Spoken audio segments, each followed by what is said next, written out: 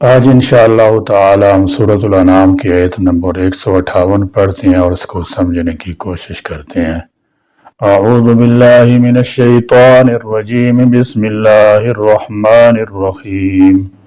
هل ينظرون إلا أن تأتيهم الملائكة أو يأتي ربك أو يأتي بعض آيات ربك يوم يأتي بعض آيات ربك لا ينفع نفسا إيمانها لم تكن آمنت من قبل أو كسبت في إيمانها خيرا قل انتظروا إنا منتظرون۔ هل نہیں ینظرون وہ انتظار کرتے، اللہ مگر ان اس بات کا کہ تأتیہم آئے ان کے پاس الملائکۃ فرشتے، او یاتیا یا آئے ربو کا آپ کا رب، او یاتیا یا آ جائے فرشتہ آئے یا پروردگار۔ عام انسان ان کے دیدار تک کا متحمل نہیں ہو سکتا، ایسی صورتوں میں اس پر فوراً موت واقع ہو جائے گی اور موت کے وقت کا ایمان قبول نہیں ہوتا۔ اور اگر انسان کوئی ایسا حسی معجزہ دیکھ لے جو اسے ایمان لانے پر مجبور بنا دے تو ایسا جبری ایمان بھی قابل قبول نہیں، کیونکہ ایسی صورتوں میں ایمان بالغیب رہتا ہی نہیں۔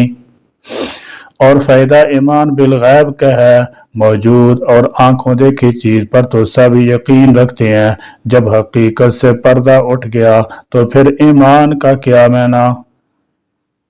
لہذا یقینی چیز یا کوئی یقینی علامت دیکھنے کے بعد اس پر ایمان لانے کا کچھ فائدہ نہیں، جیسا کہ اس حدیث سے واضح ہوتا ہے۔ سیدنا حضرت ابو ہریرہ رضی اللہ تعالی عنہ کہتے ہیں کہ آپ صلی اللہ تعالی علیہ وسلم نے فرمایا، جب تک سورج مغرب سے نہ طلوع ہو قیامت قائم نہ ہوگی۔ پھر جب لوگ سورج کو مغرب سے نکلتا دیکھ لیں گے تو سب کے سب ایمان لے آئیں گے، مگر اس وقت ایمان لانا کچھ فائدہ نہ دے گا۔ پھر آپ صلی اللہ تعالی علیہ وسلم نے مذکورہ آیت پڑھی۔ موت کے وقت ایمان کے فائدہ نہ دینے کی ایک وجہ یہ بھی ہوتی ہے کہ نجات کا دار و مدار ایمان اور اعمال صالحہ دو باتوں پر ہوتا ہے۔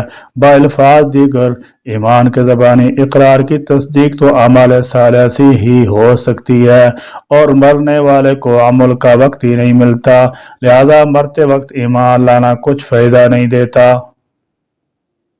بعض کوئی آیاتی بڑی نشانی ربی کا آپ کے رب کی، یوم جس دن یاتی آ جائے گی، بعض کوئی آیاتی بڑی نشانی ربی کا آپ کے رب کی، لا ینفع تو نہیں نفع دے گا نفسن کسی نفس کو، ایمانہا اس کا ایمان لانا، لم کہ نہیں، تکن تھا وہ، آمنت ایمان لایا۔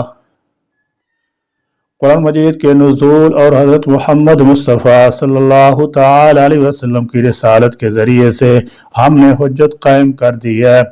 اب بھی اگر یہ اپنی گمراہی سے باز نہیں آتے تو کیا یہ اس بات کے منتظر ہیں کہ ان کے پاس فرشتے آئیں، یعنی ان کی روحیں قبض کرنے کے لیے؟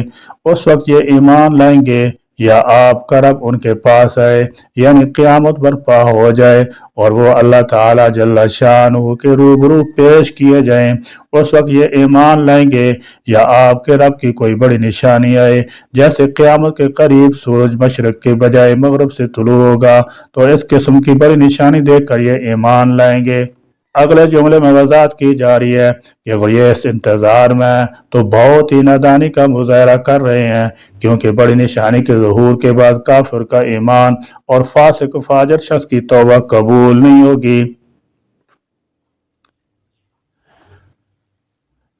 صحیح حدیث میں نبی کریم صلی اللہ تعالی علیہ وسلم نے فرمایا کہ قیامت قائم نہیں ہوگی یہاں تک کہ سورج مشرق کی بجائے مغرب سے طلوع ہو۔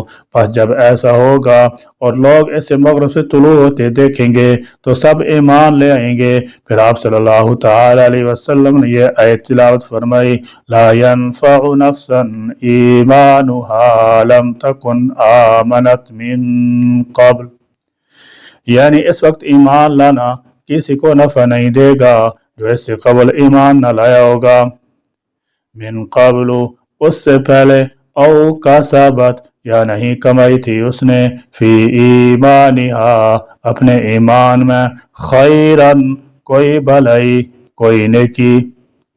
اس کا مطلب ہے کہ کوئی گناہ گار مومن گناہوں سے توبہ کرے گا تو اس وقت اس کی توبہ قبول نہیں ہوگی اور اس کے بعد عمل صالح غیر مقبول ہوگا، جیسے کہ احادیث بھی اس پر دلالت کرتی ہیں۔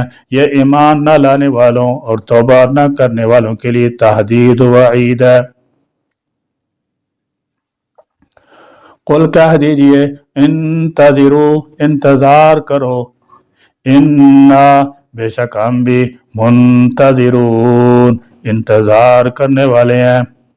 اللہ تعالیٰ جل شانہ نے اہل مکہ کی ڈٹھائی اور حق کو قبول کرنے سے مسلسل انکار پر تنقید کرتے ہوئے فرمایا ہے کہ کیا انہیں انتظار ہے کہ ان کے پاس معجزاتی طور پر کوئی فرشتہ آ جائے یا خود اللہ تعالیٰ جل شانہ آ جائیں یا کوئی ایسی نشانی ظاہر ہو جائے جسے قربت قیامت میں سامنے آنا ہے؟ یعنی یہ سب بے جا بہانے اور ناشائستہ مطالبات ہیں۔ پھر انہیں متنبہ کیا گیا کہ جب قیامت کی واضح علامات ظاہر ہو جائیں گی اس وقت تو یہ کام نہیں آئے گی۔ چنانچہ حضرت ابو ہریرہ رضی اللہ تعالی عنہ سے روایت ہے کہ جب تین چیزیں ظاہر ہو جائیں گی تو انسان کے لیے ایمان لانا نفع بخش نہیں ہوگا۔ ایک سورج کا مشرق کی بجائے مغرب سے نکلنا، دوسرے دجال کا ظاہر ہونا، تیسرے دعوت العز کا نکل کر آنا، یعنی ایک خاص قسم کا جانور زمین سے نکلے گا جو جنتیوں اور دوزخیوں کو نشان زد کر دے گا۔ اس آیت میں جو یہ بات کہی گئی ہے کہ بعض نشانیوں کے ظاہر ہونے کے بعد ایمان اور توبہ کام نہیں آئیں گے، اس سے غالباً یہی نشانیاں مراد ہیں۔ اس کا سبب یہ ہے کہ دنیا میں انسان کا امتحان مقصود ہے، اس لیے اندیکھی اور نظر سے اوجھل حقیقتوں پر اسے ایمان لانے کا حکم دیا گیا ہے۔ جب یہ نشانیاں ظاہر ہو جائیں گی تو آخرت کا نظام گویا انسان کی نظروں کے سامنے ہوگا، اس لیے اس وقت ایمان لانے سے امتحان کا مقصد حاصل نہ ہو سکے گا۔ اس لیے حدیث میں یہ بات بھی آئی ہے کہ انفرادی حیثیت میں بھی ہر شخص اپنی موت کے وقت ایک ایسے مرحلہ پر پہنچتا ہے جب غیبی حقیقت اس کے لیے مشاہدہ بن جاتی ہے اور فرشتہ موت اسے نظر آنے لگتا ہے۔ اس وقت اگر کوئی انسان توبہ کرے تو اس توبہ کا اعتبار نہیں۔ چنانچہ رسول اللہ صلی اللہ تعالی علیہ وسلم نے ارشاد فرمایا کہ اللہ تعالیٰ جل شانہ بندہ کی توبہ اس وقت تک قبول فرماتے ہیں جب تک اس پر غرغرہ کی کیفیت پیدا نہ ہو، یعنی اس کی روح حلق تک نہ پہنچ جائے۔ فرمایا ان منکرین سے کہہ دیں کہ جب تم کسی دلیل کو تسلیم کرنے کے لیے تیار نہیں اور محض ہٹ درمی پر قائم ہو تو پھر نتیجے کا انتظار کرو جو اللہ تعالیٰ جل شانہ کی طرف سے ظاہر ہونے والا ہے، اور یہ نتیجہ دو طرح سے ظاہر ہوگا۔ پہلی دفعہ تو انسان کو اس وقت پتہ چلتا ہے جب اس کی موت کا وقت قریب آ جاتا ہے، من مات فقد قامت، جو مر گیا اس کے لیے تو قیامت برپا ہو گئی۔ اس کے ساتھ عالم برزخ کا معاملہ شروع ہو جائے گا، اور پھر مجموعی طور پر قیامت کا دن ایسا ہوگا جب نتیجہ سامنے آئے گا اور ہر شخص کو اپنے ایمان اور اعمال کا حساب دینا ہوگا۔ فرمایا اس وقت کا انتظار کرو، ہم بھی منتظر ہیں، پھر پتہ چل جائے گا کہ نتیجہ کس کے حق میں بہتر نکلتا ہے۔ یا اللہ، ہر آن ہم کو اپنے گناہوں اور لغزشوں پر توبہ کی توفیق نصیب ہوتی رہے اور اس قرآن پاک کا دل و جان سے اتباع نصیب ہوتا رہے۔ یا اللہ، ہم کو ہم وقت آخرت کی تیاری کی فکر نصیب فرما اور آخرت کے لیے زاد راہ جمع کرنے کی توفیق عطا فرما، آمین یا رب العالمین۔ وآخر دعوانا الحمد للہ رب العالمین۔